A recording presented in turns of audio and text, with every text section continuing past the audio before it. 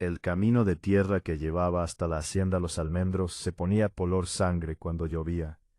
Era una de esas cosas que la gente del lugar sabía y que los de afuera descubrían siempre de la misma manera, llegando con los zapatos limpios y saliendo con los pies enterrados hasta el tobillo, en ese barro rojo oscuro que el norte del estado de Goiás producía cuando el cielo decidía abrirse.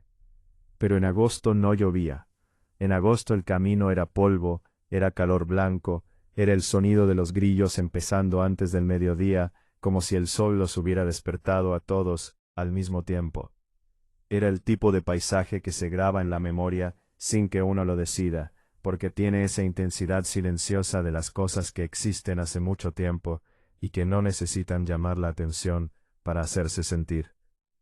La hacienda Los Almendros tenía 400 hectáreas de pasto, 3 corrales, un galpón de maquinaria que ya no funcionaba del todo bien, una casa principal de paredes gruesas y techo de tejas rojas, y una historia de 4 generaciones de la familia Dourado, que nadie de afuera conocía completamente, y que los de adentro conocían demasiado bien. Era una propiedad que había tenido su época de esplendor, cuando el ganado era gordo y el precio era bueno, y los hijos del primer Dourado todavía creían que la tierra era suficiente para todos. Y era ahora una propiedad que sobrevivía, que se mantenía, que no se rendía, pero que tampoco crecía, administrada con esa terquedad de los que heredan algo grande y no saben exactamente qué hacer con ello, pero tampoco están dispuestos a soltarlo. El dueño actual se llamaba Néstor Dourado. Tenía 61 años, barriga de hombre que comió bien toda la vida, manos que todavía eran de trabajador, aunque ya hacía tiempo que no trabajaba con ellas directamente, y una manera de moverse por su propiedad que combinaba la autoridad del que manda, con algo parecido a la desorientación del que sabe que las cosas no son como eran, pero no sabe exactamente cuándo cambiaron. Tenía un hijo, Fabricio, 32 años, que vivía en Goiânia, y que volvía a la hacienda en los feriados con su novia, y con esa mezcla de afecto y alejamiento que tienen los hijos que crecieron en un lugar y luego eligieron otro. Y tenía empleados, 4 peones que vivían en el borde de la propiedad, un cocinero llamado Zé, que también hacía de todo un poco, y una mujer que venía 3 veces por semana, desde el pueblo más cercano, a ayudar con la casa y con lo que hiciera falta. Esa mujer se llamaba Iracema Santos. Pero de Iracema hablaremos después, porque esta historia, aunque es sobre ella, comienza con el perro. Comienza con un perro que durante meses fue invisible para todos en la hacienda Los Almendros, que existía en los márgenes, que no era de nadie, y por eso mismo no era de nadie, que vivía en ese espacio, entre ser visto y no ser visto, que conocen muy bien ciertos animales, y ciertas personas. El perro se llamaba Cisco, o más bien, se había ganado ese nombre de la manera en que los animales sin dueño se ganan los nombres en el campo, que es sin ceremonia, sin decisión consciente, simplemente porque alguien un día lo llamó así, y el nombre se quedó. Cisco porque era color gris oscuro, color cisco de fogón apagado, con una mancha blanca en el pecho que parecía puesta allí por accidente. Era un perro mediano, de cuerpo compacto y patas cortas, sin raza definida, de esos que el campo produce solos, sin pedigrí ni historia conocida, y que a pesar de eso, o quizás precisamente por eso, tienen esa resistencia particular de lo que ha sobrevivido sin que nadie lo proteja específicamente. Cisco llevaba 2 años en la hacienda. Había aparecido una tarde de temporada de lluvias, flaco, con una herida vieja en la pata trasera derecha, que ya estaba cicatrizando sola, y se había instalado debajo del galpón de maquinaria, con esa discreción de los animales, que saben que su presencia puede ser tolerada o puede no serlo, y que deciden no llamar demasiado la atención hasta que el veredicto esté claro. Los peones le habían tirado restos de comida. Y Néstor Dourado, cuando se enteró de que había un perro nuevo en la propiedad, había dicho con su tono de hombre acostumbrado a que sus palabras sean la última palabra: que se quede, pero que no entre a la casa. Y así había quedado el asunto. Cisco se quedó, no entró a la casa, y fue siendo, durante 2 años, el perro de todos y de nadie. Los peones lo querían a su manera, que era una manera práctica, de campo, sin demostraciones exageradas. Z le guardaba los huesos del cocido. Fabricio, cuando venía de visita, le acariciaba la cabeza distraídamente antes de entrar a la casa, y no volvía a pensar en él. Y Néstor, que era un hombre que apreciaba la utilidad, por encima de todo, lo toleraba porque Cisco ladraba cuando había extraños, y porque en la hacienda eso tenía valor. Pero nadie lo observaba. Nadie lo miraba con esa atención que distingue al animal sano del animal que empieza a no estarlo. Nadie notó cuando el cambio comenzó. El cambio comenzó 3 semanas antes de la tarde que cambiaría todo.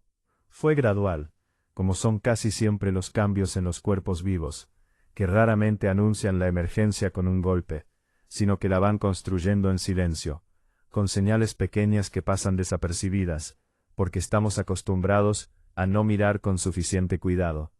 Cisco empezó a comer menos.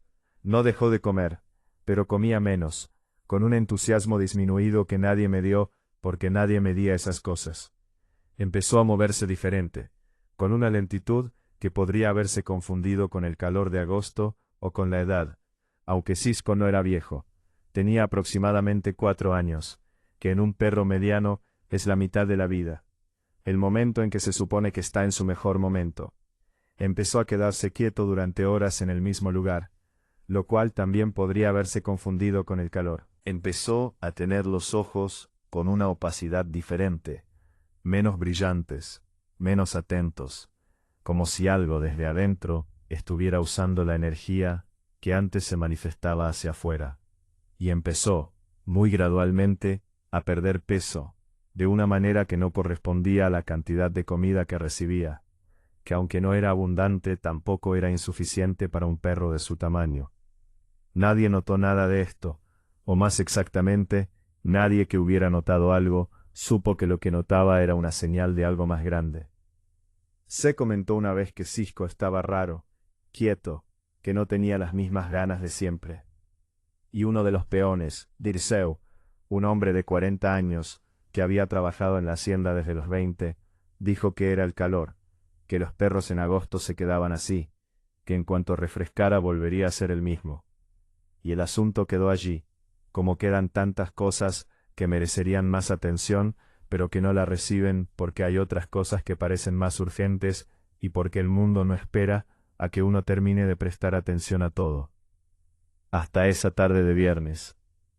Iracema Santos llegó a la hacienda Los Almendros a las 7 de la mañana de ese viernes, como llegaba siempre los martes, jueves y viernes, en la camioneta desvencijada de su primo, que la dejaba en la entrada del camino de tierra y que volvía a buscarla a las 5 de la tarde.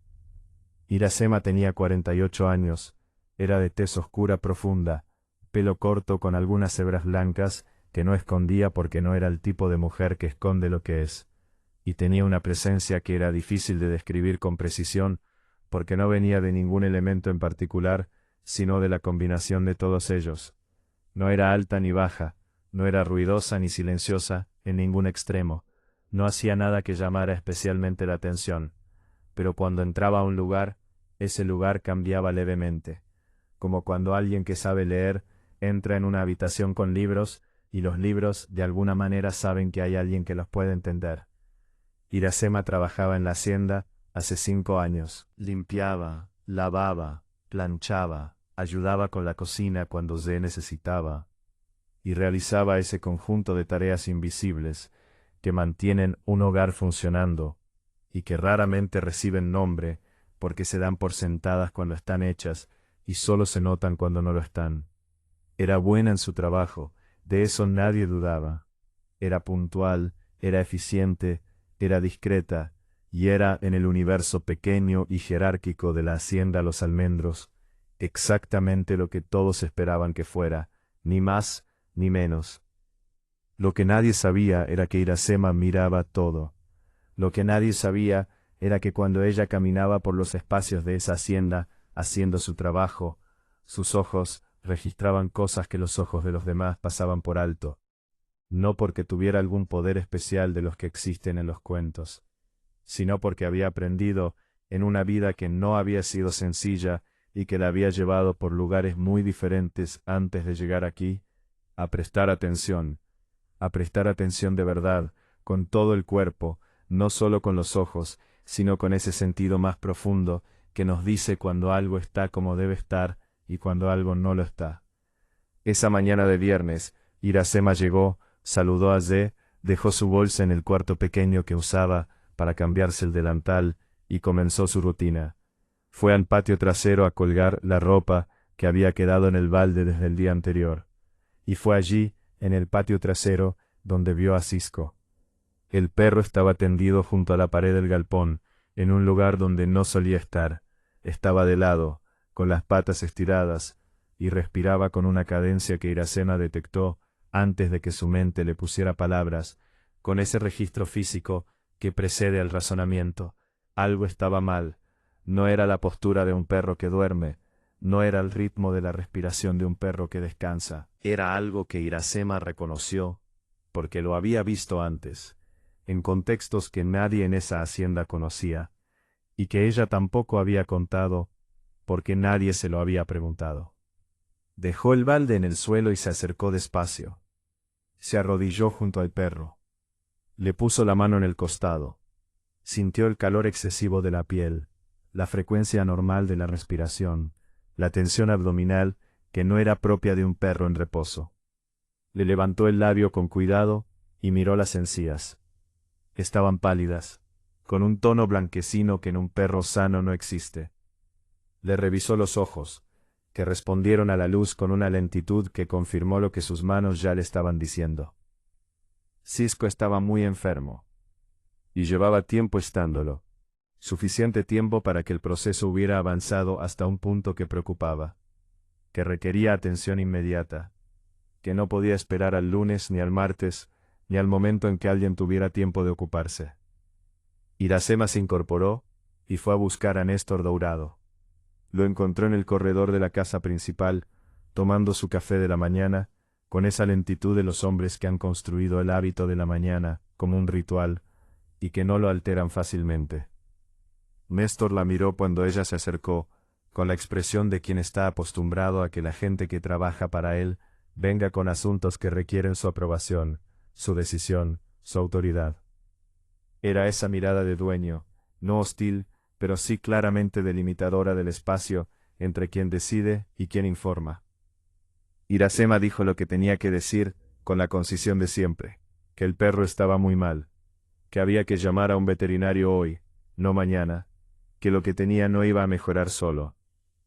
Néstor la miró por encima de la taza de café. «¿Cisco? Sí. ¿Tan mal?» Iracema respondió que sí, que tan mal. Néstor procesó esto con la calma de un hombre al que raramente le llega una noticia que lo desestabilice completamente.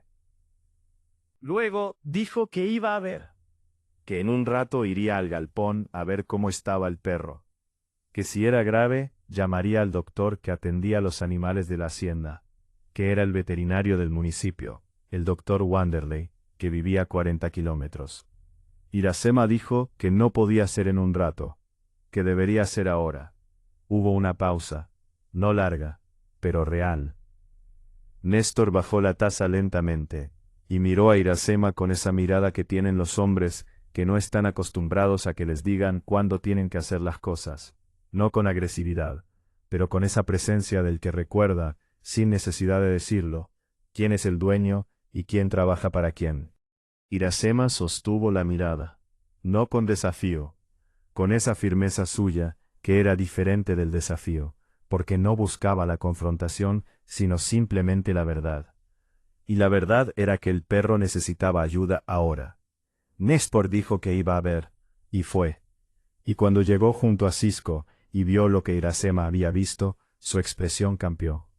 Porque Néstor Dourado, debajo de la autoridad y del café matutino y de la distancia del dueño, era también un hombre que había crecido en el campo, y que entendía lo que era un animal enfermo.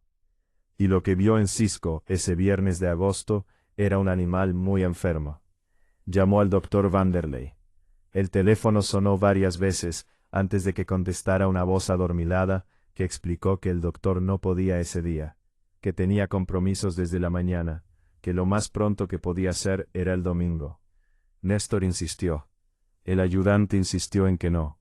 Y cuando Néstor colgó, tenía en la cara la expresión de quien acaba de encontrarse con un obstáculo que no esperaba, y que no sabe exactamente cómo rodearlo. Cisco, a 20 metros de allí, siguió respirando con esa cadencia que no era buena. Y el sol de agosto siguió subiendo. Y el tiempo siguió pasando de la manera en que pasa cuando algo urgente no recibe respuesta urgente, que es la peor manera en que el tiempo puede pasar. Fueron Dirceu y el otro peón, Valdesí, quienes expresaron lo que otros pensaban sin decirlo. Estaban los dos junto al galpón, mirando a Cisco desde una distancia que era la distancia de quien observa sin saber qué hacer. Y hablaban entre ellos con esa franqueza del trabajo, que no tiene protocolo ni jerarquía, porque entre pares se habla diferente. Dirceu dijo que el perro estaba muy mal, que se veía. Valdesí estuvo de acuerdo. Dirceu dijo que si el veterinario no podía venir hasta el domingo, lo mejor era llevarlo al pueblo, aunque fueran 40 kilómetros. Valdesí dijo que quién lo iba a llevar y en qué. Que la camioneta de la hacienda estaba con la transmisión rota desde hacía 2 semanas. Que el único vehículo disponible era el auto viejo de Néstor, que Néstor no prestaba. Y Dirceu dijo que entonces habría que esperar. Que era un perro. Que los perros eran resistentes. Que a veces se ponían mal y luego se recuperaban solos. Valdesí no respondió a eso. Miró a Cisco. Y hubo en ese silencio suyo algo que no era exactamente acuerdo. Fue C quien dijo, sin querer ser cruel, sino simplemente siendo realista de la manera directa que tienen los hombres de campo para ciertas cosas, que quizás lo mejor era no hacerse muchas esperanzas, que el perro ya tenía sus años, que si se ponía peor, habría que tomar una decisión. La clase de decisión que en el campo no se dice con palabras, pero que todos entienden. Iracema escuchó todo esto desde la cocina, donde estaba haciendo su trabajo y donde las palabras de afuera llegaban sin que nadie lo planeara. Escuchó y no dijo nada, porque había aprendido, en muchos años de vida y de trabajo, en lugares donde no siempre se le daba el espacio para decir lo que pensaba, a esperar el momento correcto, a no gastar las palabras antes de que hubiera terreno donde aterrizaran. Pero mientras trabajaba, mientras fregaba y ordenaba, y hacía lo que se esperaba que hiciera, su mente estaba en otro lugar. Estaba revisando lo que había visto en el perro. Estaba buscando en esa memoria suya, que era mucho más amplia y mucho más técnica de lo que nadie en esa hacienda imaginaba, la información que necesitaba. Estaba construyendo en silencio una imagen de lo que podía estar pasando dentro de Cisco. Y cuanto más construía esa imagen, más urgente se volvía todo, porque lo que Iracema veía en esa imagen no era algo que pudiera esperar hasta el domingo. Lo que Iracema veía era algo que, si no se atendía, iba a llevarse al perro mucho antes de que el doctor Wanderley llegara con su camioneta y sus instrumentos y su calma de hombre que tiene agenda y que no puede alterar la agenda por cualquier emergencia. A las 11 de la mañana, Iracema tomó una decisión. No la anunció, no pidió permiso. Terminó lo que estaba haciendo en ese momento. Se quitó los guantes de goma y fue a su bolsa. Y de su bolsa, que siempre llevaba cosas que la gente de la hacienda asumía que eran sus pertenencias personales, sin preguntar qué eran exactamente, sacó lo que necesitaba. Nadie la vio salir hacia el galpón. Nadie estaba mirando. Y eso también era parte de lo que iba a cambiar ese día. Néstor Dourado fue al galpón a las 12:30, porque Zé le había dicho que Cisco parecía estar peor, que ya ni se movía, que el quejido que había tenido en la mañana había parado, y que eso no le parecía buena señal. Néstor fue con ese paso de hombre que va a verificar algo que ya sabe que no le va a gustar, pero que tiene que ver de todas formas, porque es su responsabilidad. Lo que encontró, cuando llegó al galpón, no era lo que esperaba. Iracema estaba arrodillada junto a Cisco. Tenía las manos sobre el animal, con una precisión que no era la de alguien que consuela, sino la de alguien que trabaja. Había desplegado en el suelo, sobre un paño limpio de tela blanca, un conjunto de elementos que Néstor tardó un momento en procesar, porque no los esperaba allí, y porque no todos tenían nombre claro en su cabeza. Había instrumentos, no muchos, pero los que había eran concretos, específicos, del tipo que no termina en una tienda de campo, sino en otro tipo de lugar. Y había frascos pequeños, un cuaderno abierto con anotaciones en letra pequeña, y las manos de Iracema haciendo cosas sobre el cuerpo del perro, con una seguridad que Néstor reconoció antes de entender qué era lo que reconocía. Era la seguridad de alguien que sabe lo que hace. No la seguridad de quien improvisa con valentía, la seguridad de quien ha hecho esto antes. Muchas veces, en circunstancias que lo requerían. Néstor abrió la boca. Iracema levantó una mano sin mirarlo. Un solo gesto, el gesto universal de espera, de no interrumpas, de este no es el momento. Y Néstor, que no era hombre al que se le hicieran gestos sin que respondiera, se detuvo, no por la autoridad del gesto, sino por algo en la situación que le indicó que detenerse era lo correcto. Se quedó parado en la entrada del galpón, y miró. Lo que vio durante los siguientes minutos fue algo que después, cuando se lo contaba a las personas que se lo preguntaban, describía siempre de la misma manera, con las mismas palabras, porque no encontraba otras que lo capturaran mejor. Decía que era como ver a alguien que sabe exactamente lo que tiene que hacer en el momento en que tiene que hacerlo. Sin dudar, sin consultar, sin buscar confirmación en los ojos de nadie. Solo trabajando, con esa economía de movimientos de quien lleva la competencia tan incorporada, que ya no necesita pensarla. Iracema trabajó durante un tiempo que Néstor no me dio, porque estaba demasiado ocupado mirando, para acordarse de mirar el reloj. Trabajó en silencio, con intervenciones mínimas sobre el perro, que eran precisas y delicadas al mismo tiempo. Consultó el cuaderno 2 veces, no con la ansiedad de quien busca lo que no sabe, sino con la concentración de quien verifica lo que ya sabe, para asegurarse de no saltarse nada. Y en algún momento, en un momento que Néstor no podría haber señalado exactamente después, Cisco hizo algo. Hizo un movimiento. No un movimiento grande. No el movimiento de un perro que salta y corre y ladra. Fue el movimiento de algo que regresa de muy lejos. Una pata que se flexionó levemente. Una cabeza que giró unos centímetros hacia el olor de la mano que lo estaba atendiendo.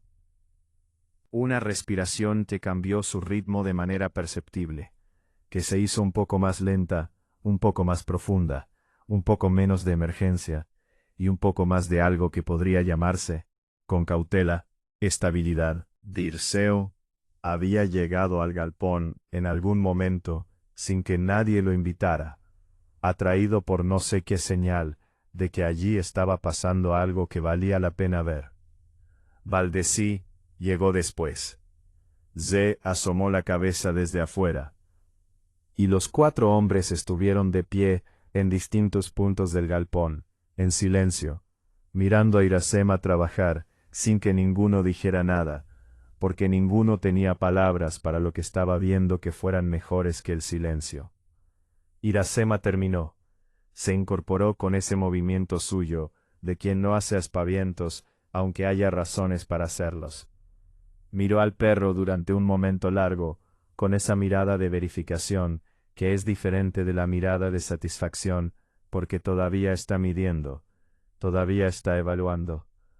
Luego comenzó a ordenar los elementos que había desplegado en el paño blanco, con la misma precisión con que los había colocado. Néstor dio un paso adentro. Su voz, cuando habló, era diferente de como solía ser. No era la voz del dueño que pregunta. Era la voz de alguien que genuinamente no entiende lo que acaba de ver y necesita que alguien se lo explique. Iracema, dijo. ¿Qué fue eso? Iracema lo miró, y en esa mirada había algo que no era triunfo, porque Iracema no era el tipo de persona que necesita el triunfo para sentirse completa. Era algo más tranquilo. Era el reconocimiento de que había llegado el momento de decir lo que hasta ahora no había dicho, porque no había sido el momento, ni había sido el lugar, ni nadie lo había preguntado de la manera correcta. Se acercó al cuaderno, lo cerró, lo sostuvo entre las manos un momento, Luego lo colocó en la bolsa, y comenzó a hablar. Lo que Iracema Santos le contó a Néstor Dourado, ese mediodía de agosto, en el galpón de la hacienda Los Almendros, era la historia de una vida que él desconocía completamente, porque nunca se había interesado en conocerla. Por esa indiferencia específica que existe hacia las personas que ocupan ciertos lugares en nuestra vida, a las que vemos hacer su función y no nos preguntamos qué hay detrás de esa función, porque la función es suficiente para nuestros propósitos.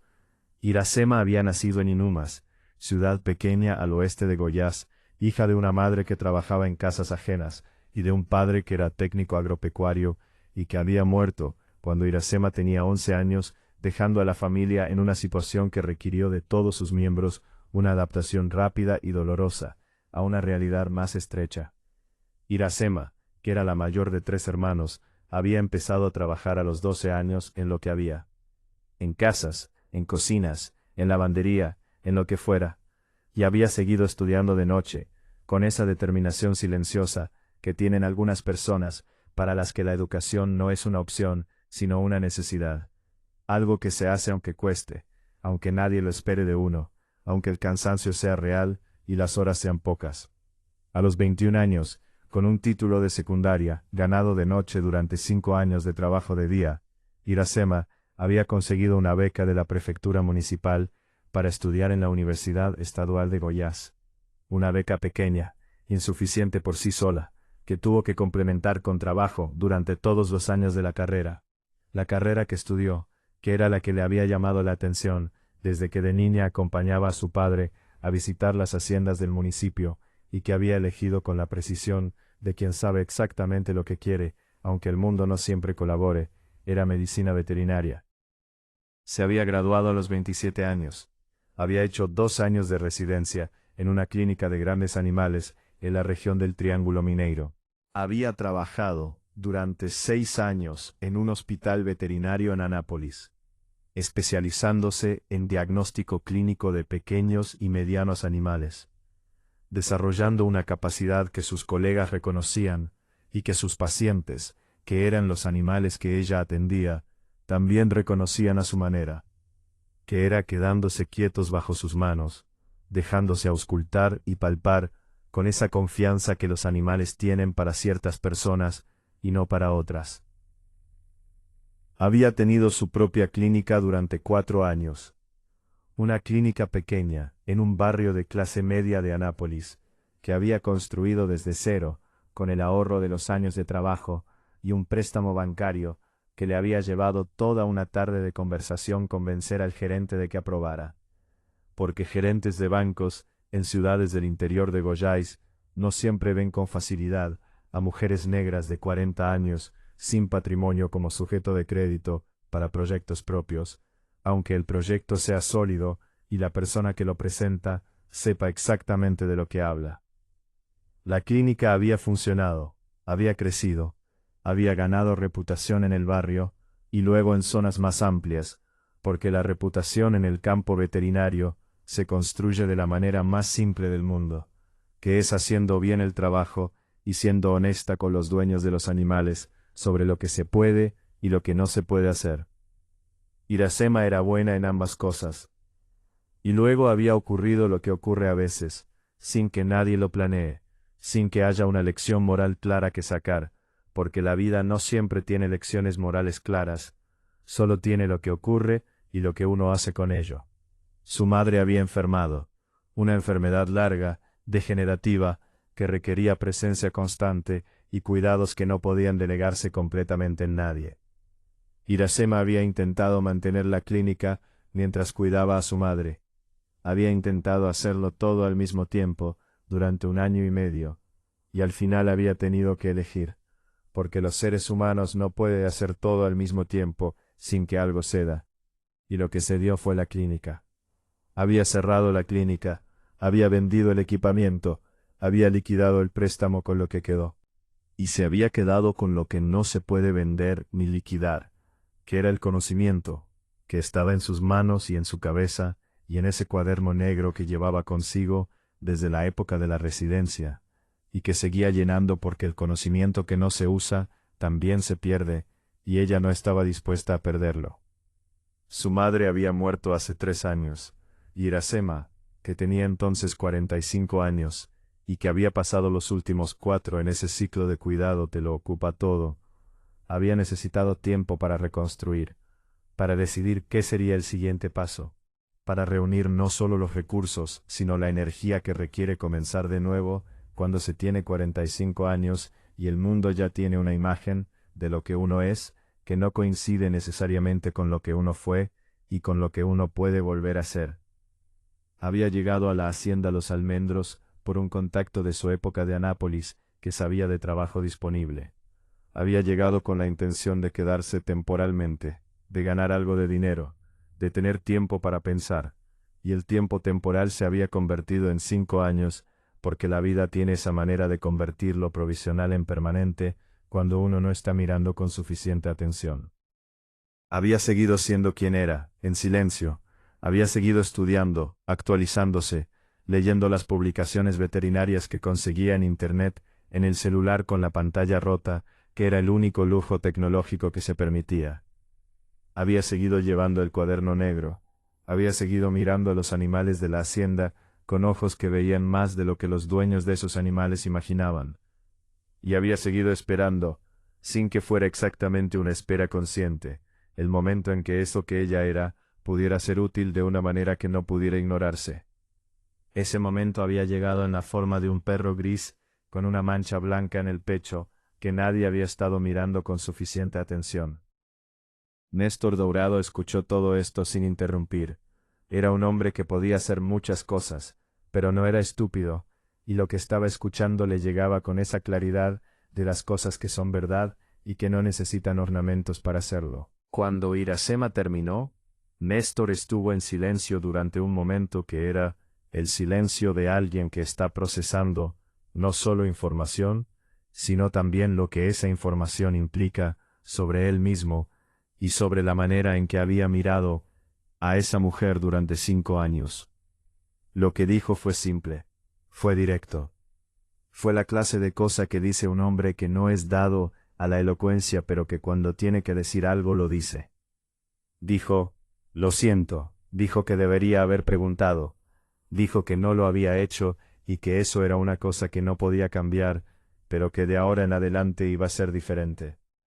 Iracema lo miró, asintió una vez, y luego miró a Cisco, que seguía en el suelo, pero cuya respiración era perceptiblemente más regular, más sostenida, más de alguien que está luchando, y que tiene con qué luchar.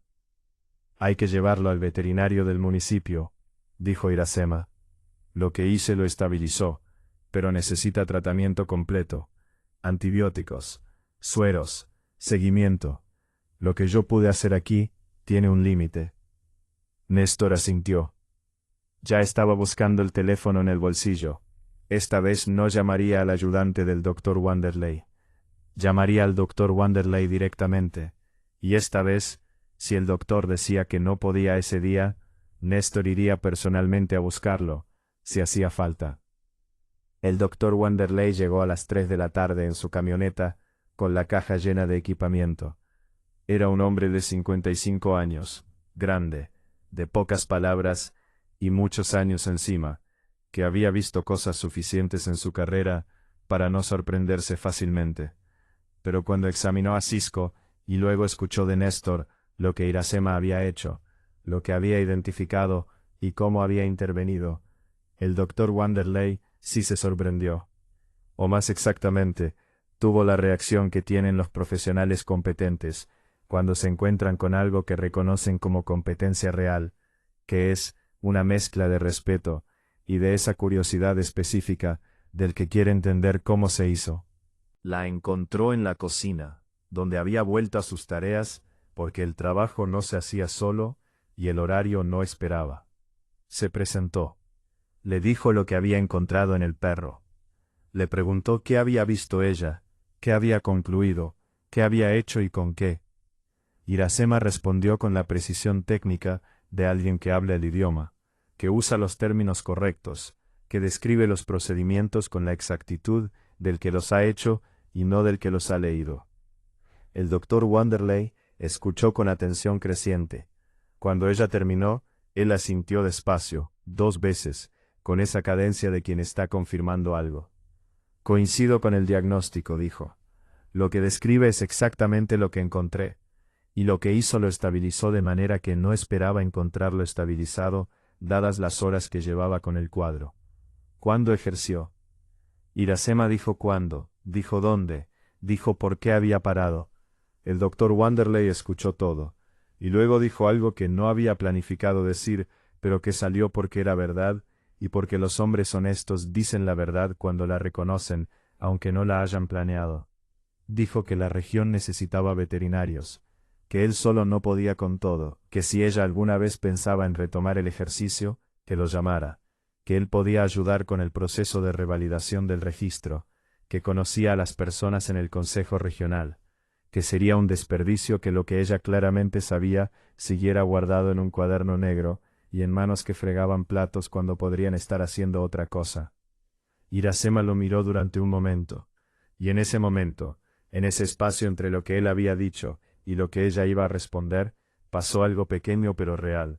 Pasó el reconocimiento de que lo que ella era había sido visto por fin, en ese galpón, en esa tarde de agosto, en esa hacienda que había sido por 5 años, el lugar donde su historia estaba guardada sin que nadie supiera que estaba allí.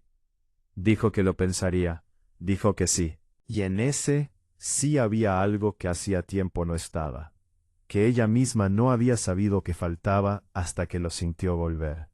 Era la posibilidad concreta, nombrada, sostenida por alguien más además de ella misma, de que lo que había sido podía volver a ser, de que el tiempo que había pasado no era tiempo perdido, sino tiempo guardado, de que el conocimiento que no se había ido podía volver a tener el lugar que le correspondía.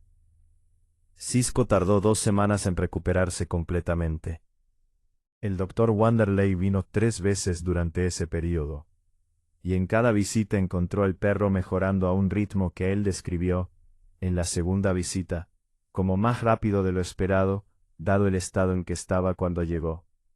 Iracema lo monitoreó cada día, con esa atención suya que ya no era invisible, porque Néstor se lo había pedido explícitamente, porque C le dejaba espacio para ello, porque Dirceu y Valdesi le preguntaban por el perro cada mañana, con una naturalidad que era nueva y que era real. En la segunda semana, Fabricio llegó de Goiânia, con su novia, para el fin de semana.